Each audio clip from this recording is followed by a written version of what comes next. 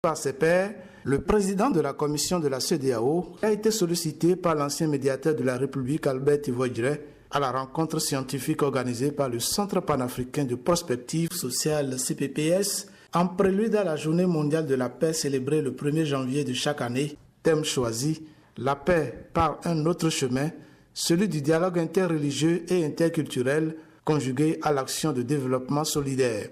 Marcel Alain de Souza est allé adresser un message spécial de paix aux différentes personnalités venues d'horizons divers. La paix, comme on le dit, c'est une denrée rare. Et sans la paix, il n'y a pas de développement.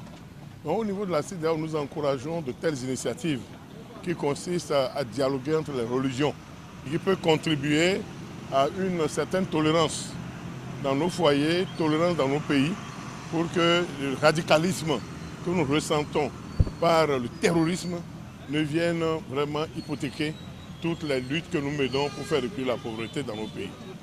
Très touché par le terrorisme récurrent qui plonge les Africains dans la terreur au quotidien avec ses conséquences fâcheuses au plan économique, culturel et politique, le président Marcel Alain de Souza plaide pour une forte implication des chefs d'État africains dans cette lutte sans armes. La paix est indispensable pour tout développement. L'impératif sécuritaire n'est pas à négocier. Si nous ne le faisons pas, tous nos États seront déstabilisés par les terroristes qui frappent aveuglément. Et donc nous devons lutter, on doit sensibiliser à partir des religions, à partir de l'école, à partir des collèges, pour qu'on ait la culture de la paix.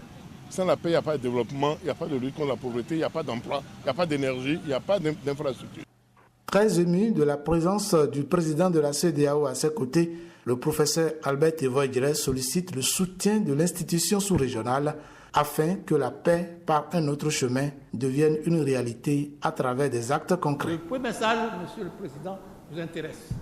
C'est le message du cardinal Olayekan du Nigeria, d'Abuja, qui suit ce que nous faisons et qui nous dit le fait qu'enfin vous puissiez dire l'appui concret de la CEDEAO me permet de vous confirmer que l'année prochaine, nous allons organiser à Abuja le deuxième symposium initié déjà à Cotonou.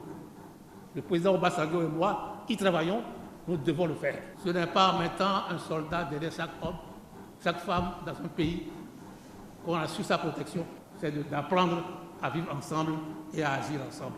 Il faudra désormais non seulement instaurer le dialogue entre les confessions religieuses, cultiver le vivre ensemble, mais aussi et surtout régler l'épineux problème d'emploi des jeunes qui est une bombe à retardement.